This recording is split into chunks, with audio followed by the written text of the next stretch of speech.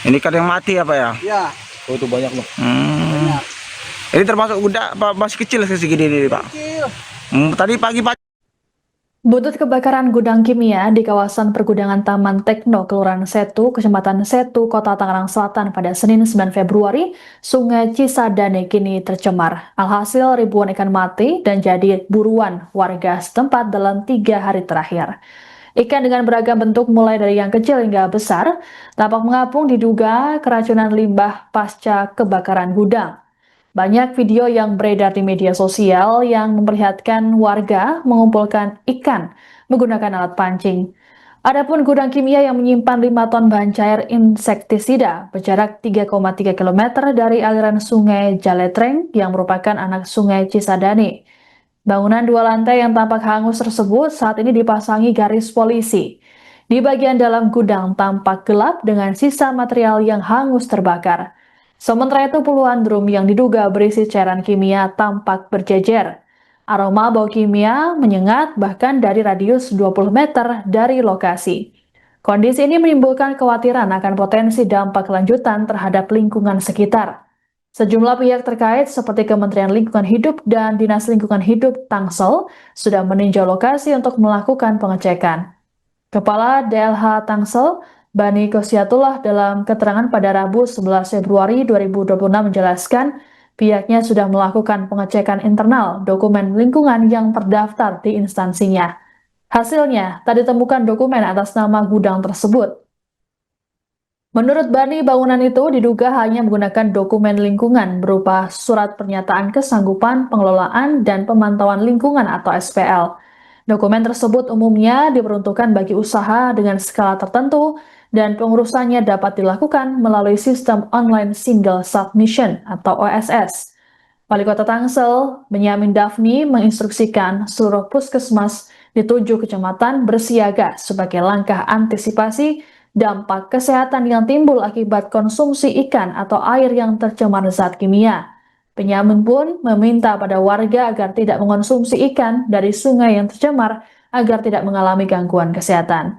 Sementara itu, Lurah Setu, Adi Mustafa, mengungkapkan sudah terjadi 3 kali kebakaran di kawasan industri Taman Tekno dalam setahun terakhir. Ia menilai peristiwa kebakaran yang berulang perlu menjadi bahan evaluasi bersama, terutama terkait pengawasan dan sistem pengelolaan lingkungan di kawasan industri tersebut. Sebab Adi menduga tidak semua gudang atau perusahaan di Taman Tekno memiliki instalasi pengolahan air limbah atau IPAL yang memadai. Adapun saat ini Polres Tangsel melakukan penyelidikan terkait kebakaran tersebut untuk mengetahui ada unsur pidana atau tidak.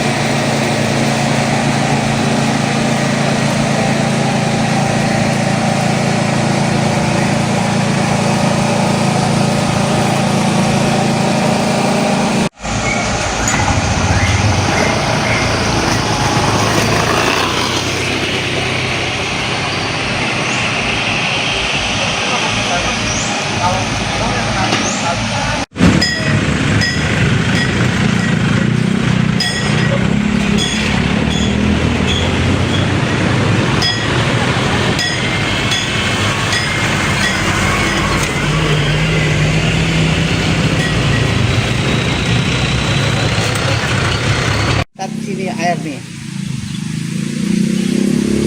Wong ini aja bayawak aja nggak mau bayawak.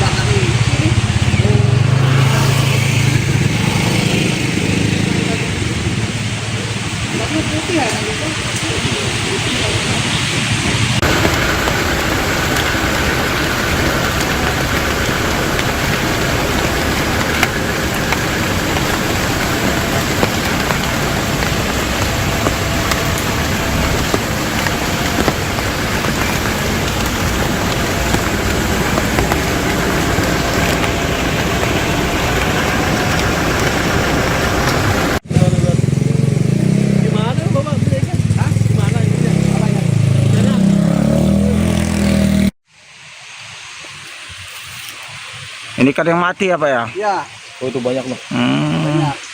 Ini termasuk udah apa masih kecil segini ini Pak? Kecil, Tadi pagi banyak Pak yang mati Pak. banyak. Udah gede ada rumah. Sayang banget tapi ya. Oh, ini bukan arungan ini mah. Sapu-sapu ini Pak ya. Sapu sini. Tapi sini air nih. Wong ini aja bayar aja nggak mau bayar. Sampai ke rumah ini ya. Sampai itu siapa yang bakar ini?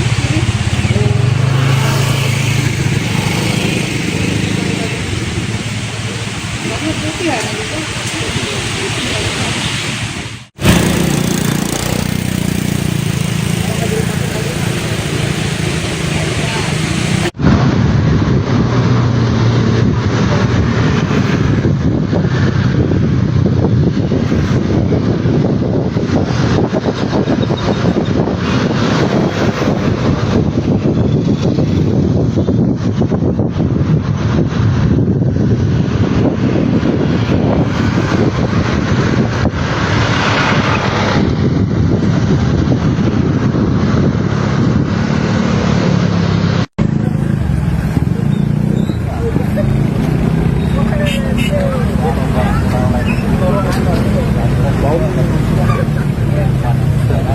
Ini ada 9 kilo, 10 kilo. Gede banget ini. Terus kenanya di sini tuh ramai banget dong penonton. Mana? Dong.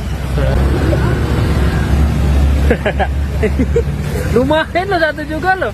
Wih, dapat 2. Anjay. Jembatan Cisadane. Ramai. Apa yang gedenya, Om? Mana di sini? Oh, di sini ngeloyor dia. Jumlah pemasar sekitar 7.000 sana. Pokoknya ramai. Kuasa itu selama itu ada berapa kali sih kejadian terbakar atau hal lain yang sifatnya membahayakan lingkungan gitu? 1 tahun terakhir ini saya itu melihat ada 3 kali kebakaran. Di kawasan itu ya? Sampai Februari. Sampai iya tahun kemarin sampai tahun ini baru benar-benar nggak ada lagi. Tahun ini baru ini, tahun lalu ada yang ban. Berarti setiap tahun ada aja ya kebakaran? Kalau setiap tahun pasti ada. Oke. Sip. Tadi soal pengawasan Pak Lurah, kan artinya ada apa hal yang nggak dilaporkan gitu. Kemarin kan pemadam salah penanganan, nantinya mereka nggak tahu. Itu gimana soal pelaporan kegiatan mereka gitu? Ya kan, perusahaan itu kan hemat saya itu ada pelaporan K3 yang mana kayaknya ada kaitannya dengan dinas tenaga kerja provinsi, sifat pengawasan K3. Kalau di kita pengawasan mungkin izin amdalnya dan sebagainya, karena kan ini berlakunya teman teknologi secara general keseluruhan. Kita tidak tahu kan untuk membangun ini apakah ada sepeda amdalnya dan lain-lain. Ini menjadi tanda tanya juga. Ada memang yang perusahaan besar yang dia sadar akan SOP perusahaan, dia bikin IPAL, bikin amdal sendiri. Ada yang memang enggak. Jadi sebagian besar nggak ada IPAL ya? Sepertinya karena kalau ada IPAL nggak mungkin mencemari sungai. Mungkin pas peta ini nggak ada IPAL. IPAL itu lah pengolahan apa? Limbah. Limbah sendiri. Kalau sebenarnya ada pun kita nggak akan terdampak kalau ada. Hemat saya. Download Tribun X sekarang, menghadirkan lokal menjadi Indonesia.